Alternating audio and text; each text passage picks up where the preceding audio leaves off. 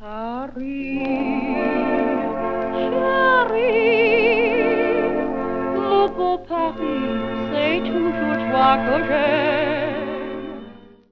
Hello and welcome to Paris Set Me Free, Paris video tutorials and a rather sinister looking staircase that you can see here.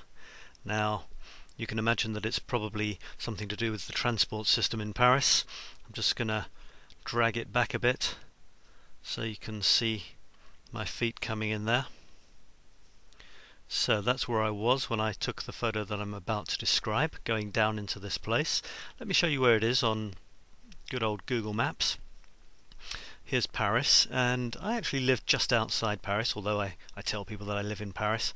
So I'm just down in this little triangle of motorways here. It doesn't look very glamorous, does it? But when you're actually in that little triangle, it's not too bad. And there's a couple of nice parks near it and so on. So I'm just going to show you something of Paris, the RER system. RER just basically means a big train that goes through Paris from outside of it on one side to outside of it on the other, with not very many stops, as opposed to the metro, which doesn't go too far outside but has lots of stops inside Paris, if you follow. Here's my local station, Gentilly. Let me just show you that on the map, which you get if you go to the RATP site, which is the one that looks after these big lines called RER. The first thing you get is a notice of the latest strikes, and then if you throw it around a bit you get a map like this. This blue one is mine. It's called RER-B, and there's my station there, Gentilly. So that's where we are, Gentilly RER. I'm going to zoom in here. My house is just down here a bit, but what I'm going to do is place us right down where this photograph was taken.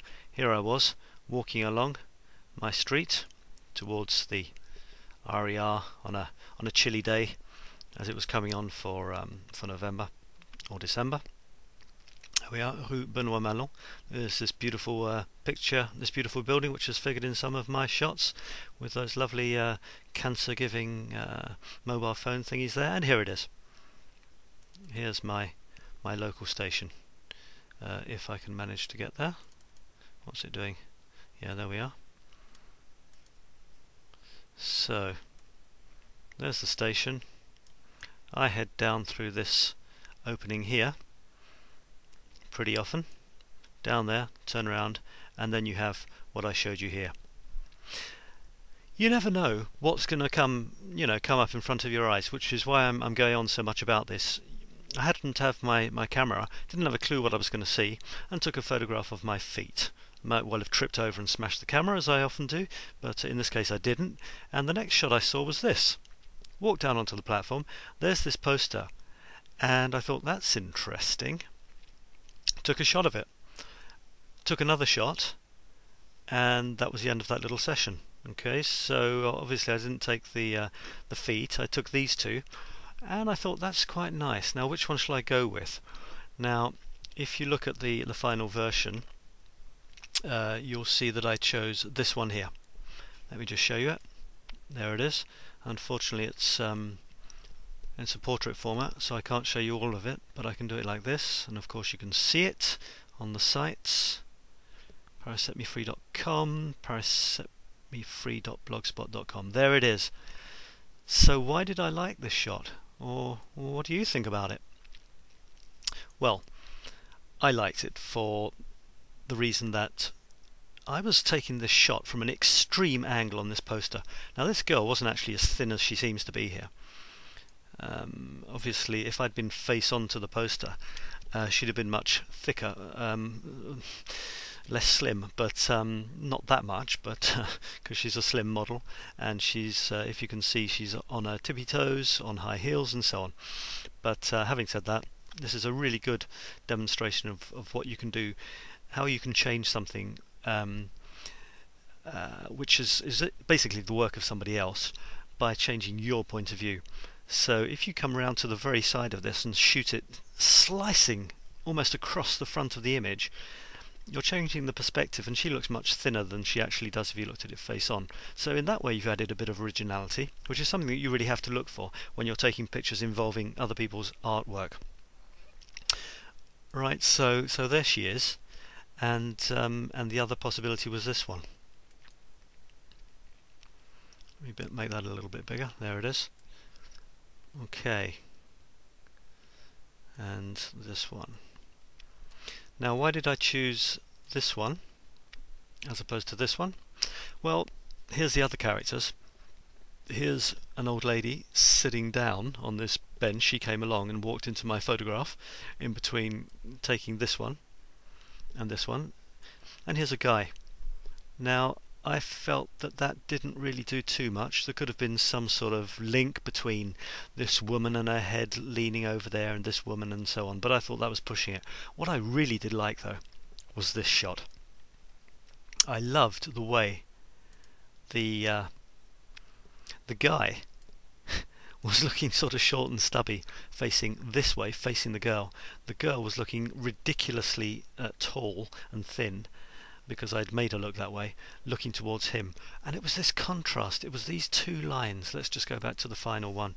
It was these two lines, these two people who couldn't be more different. An enormous, tall, stick-thin pencil girl, and this short, stubby guy in black. She's all in colour, he's all in black. He's kind of facing her, she's facing him.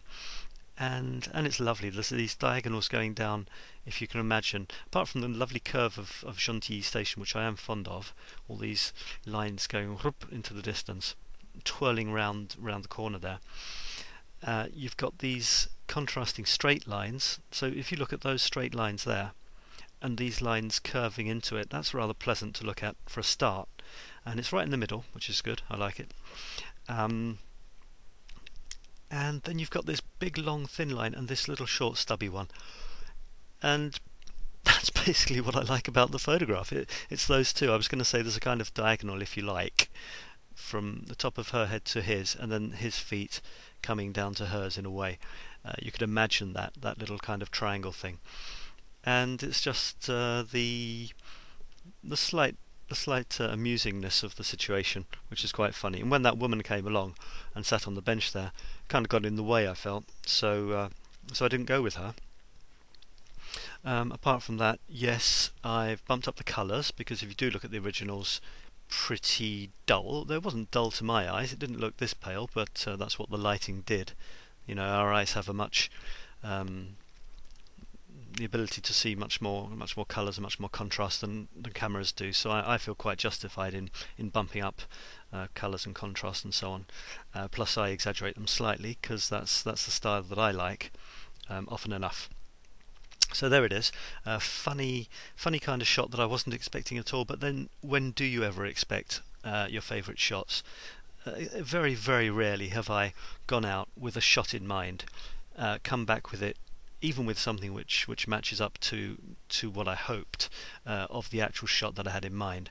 What normally happens is I go out with my camera, look around, see what happens, have it ready, have my finger on the trigger, and shoot away. And it's people who make the shots. It's people combined with the photographer's eye. And, you know, things like this poster being there. I couldn't have predicted that. I couldn't have predicted the guy being there. And there would have been a million other shots where there wasn't a poster that was worth taking a picture of. There wasn't a guy who made a nice contrast with the poster. But if you've got your camera with you often enough, there'll be far more times when you do get those things than if you don't. So there you go, my tip of the day. If you want to take good photographs of the town you live in, have your camera with you. Okay, that's it for this time. Thanks a lot for listening. See more photographs like this on the blog and videos at parissetmefree.blogspot.com, and see you next time. Bye bye. Depuis que je suis à Paris, le jour et la nuit, je suis gris. J'ai compris la douceur de vivre, je suis fou de joie, je suis ivre. Depuis que je suis à Paris.